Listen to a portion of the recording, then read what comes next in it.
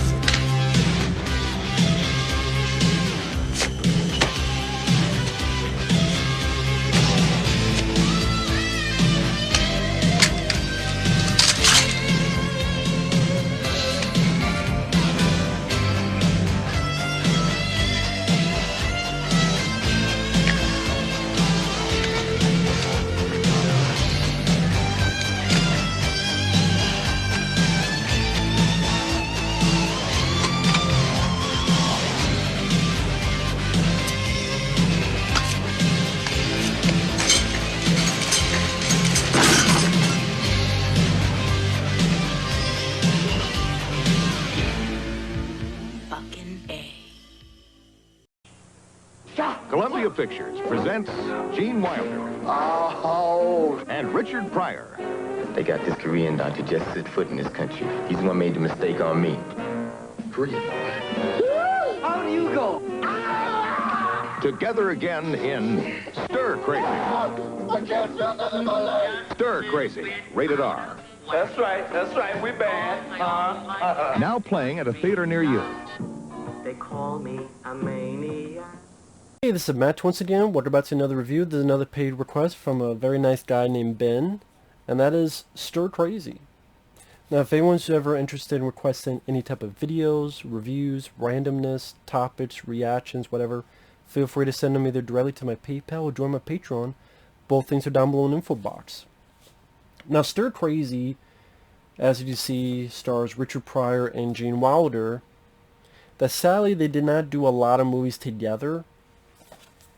And this DVD, there's no features on it, which is strange because this was one of the most successful films of 1980. People might not realize they were... I would say this was the third most successful film of that year, behind like Empire Strikes Back and maybe 9 to 5. It made well over $100 million. It was a huge fucking hit. And that's something people don't realize. As I get a little bit more light here.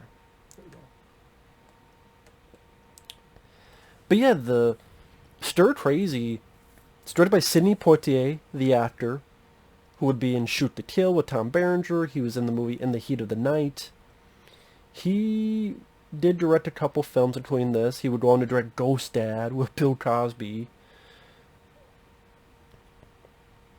And this is not the first time Gene Wilder and Richard Pryor worked together. They had worked together on a film called Silver Streak, where it was mainly Gene Wilder's film, and then Richard Pryor popped up in the middle, and then came back at the end, and people saw that these two have really wonderful chemistry with each other, which is why soon after they did this film. And it's sad that from this, throughout the 80s, they only did one other film, and that was this. From 1980 to 1989, we could have done like maybe 2-3 more of these guys together. It just wasn't the case. And then they did Another You, which is... that's Richard Pryor's worst film, and that's Gene Wilder's worst film. Another You is sad, unfunny, and just depressing to watch.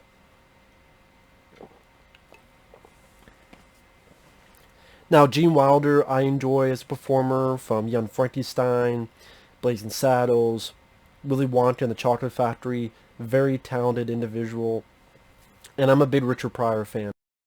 Stand-up, Here and Now, Live on the Sunset Strip, live in concert. And I'm a big fan of his movies. I liked The Toy. Sorry. I liked Brewster's Millions. I liked Superman 3.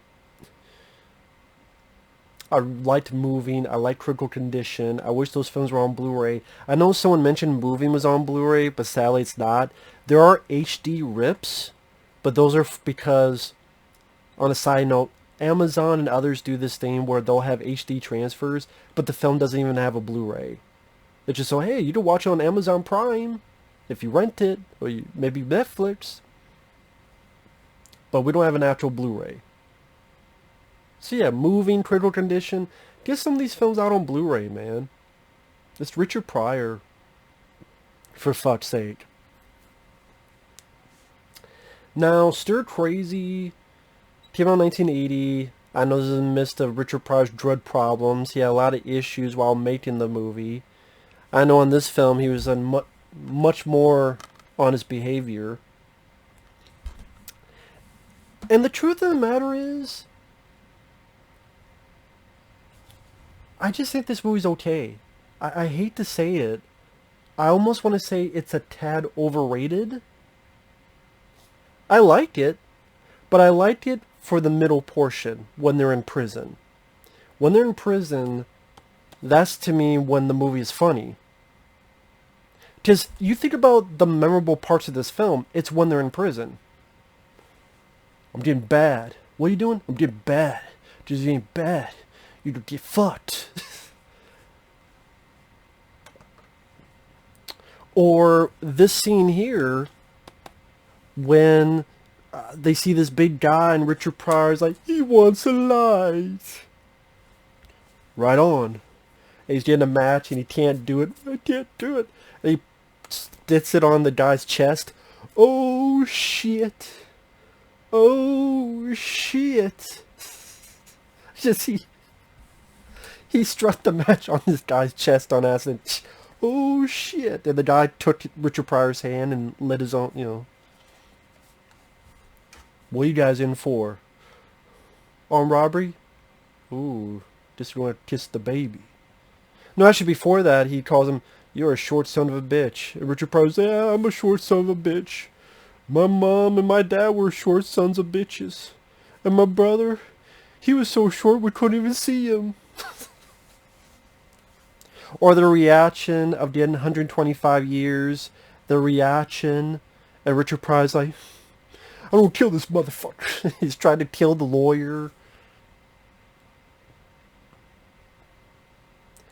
Again, it's those moments in prison or dealing with prison that is the funniest parts. But I'm sorry, I think this film is much better. I think this film is funnier. I think this film is more consistently funny. From beginning to, you mean I'm not white? It feels like it. Ah, Jesus, you're right. Does Dad know?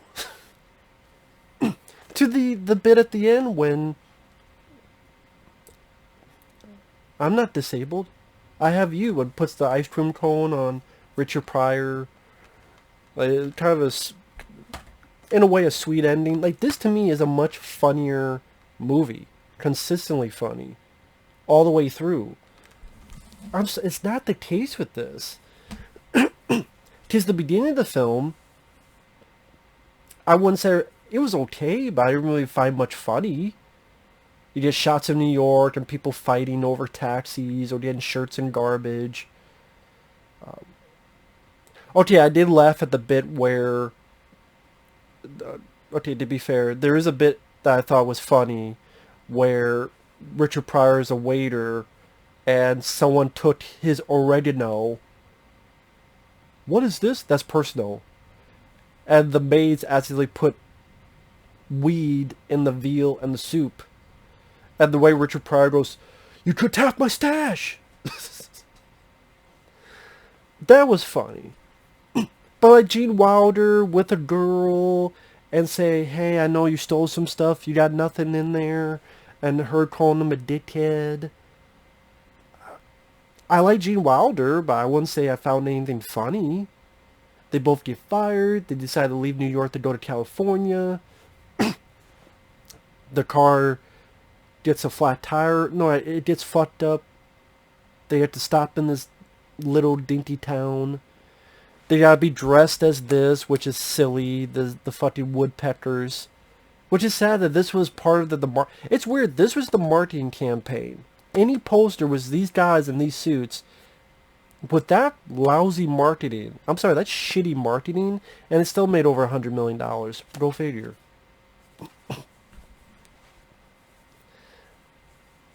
But they're dressed as the woodpeckers. What happens is some robbers steal those costumes, commit a crime of robbery. They think it's these guys, but they weren't even there at the time. They were at lunch. Someone stole their costumes. They go to jail. And that's where, to me, that's when it got really funny. Other than that bit at the beginning, does he get bad? It would be fucked. Tony Burton, Apollo Creed's buddy in the Rocky films, and then Rocky's manager, and the rest of Rocky 4, and Rocky Balboa. He's the one who goes, "Let's start making some hurting bombs." He was also in the original Assault on Precinct 13. He makes an appearance in here, which is cool. Not too long, but a little bit. It's like the moments I mentioned, those are the funniest bits of the movie. They meet Erlen Van Lith in prison. That's the guy who played Dynamo in The Running Man. This big, bald guy who's scary, intimidating, but they're able to make friends with him.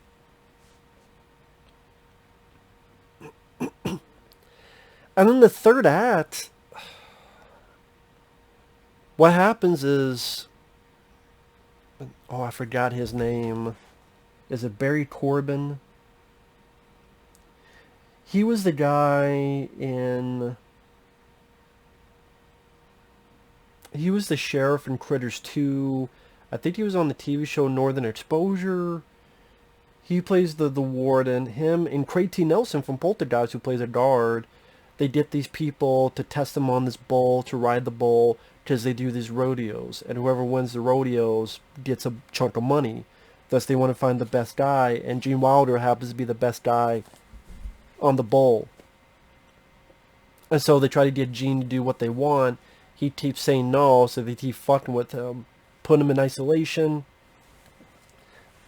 And by this point, Richard Pryor kind of gets sidelined a little bit in the movie. Because it's more about Gene Wilder not getting the water, this and that. But you do get the funny bit when you find out they've been bonding with the big guy, Erlen Van Lith. That was entertaining. And then you get to the whole rodeo scene. I like the bit where the guy's teaching Richard Pryor what a rodeo clown is, and that this bull has a word that gets him pissed. And so Richard Pryor's trying all the words. He goes, "Shit, you found the word." I like that. But the whole third act, there's no laughs. There's nothing supposed to be funny. Because it's all about making plans to break out while Gene Wilder's part of the rodeo. Getting the clothes, getting under the bleachers, getting over to here. Changing of clothes, getting over here. Gene Wilder convincing this other guy, hey, if you win it, or you don't split it with the warden, or you don't split it with the inmates. They break out of prison, only to find out there was no point, because literally 2 minutes later, their lawyer and the girl with them, Jo Beth Williams, speaking of Poltergeist, weirdly enough, Craig T. Nelson and Jo Beth Williams in a film together before Poltergeist.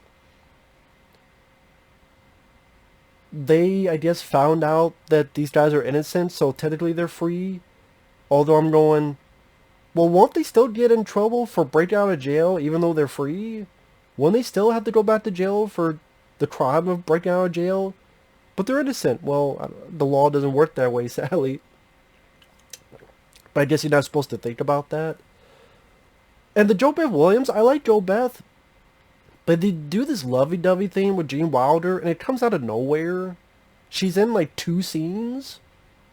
Maybe, 2 scenes, 3 scenes with Gene Wilder. I should say that. But yeah, like, they share, like, 2-3 scenes. And then all of a sudden, they're in love with each other. Now, Gene Wilder could be in love with Jo Beth Williams, but Jo Beth, like, she just automatically falls in love with him.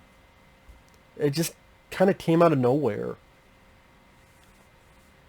So again, I liked the film for the middle portion. The beginning, The bit with Richard Pryor was funny.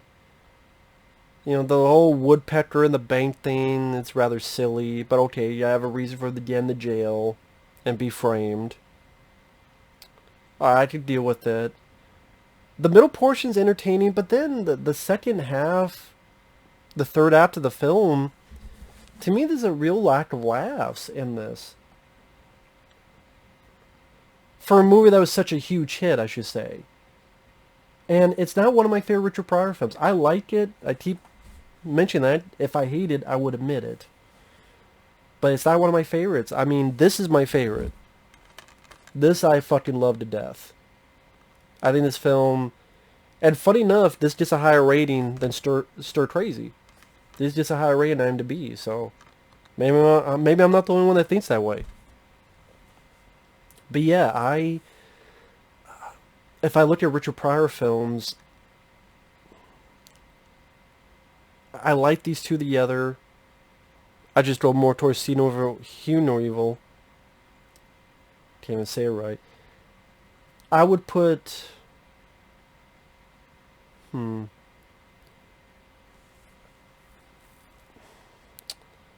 Honestly, I would probably put Move It in Critical Condition above this.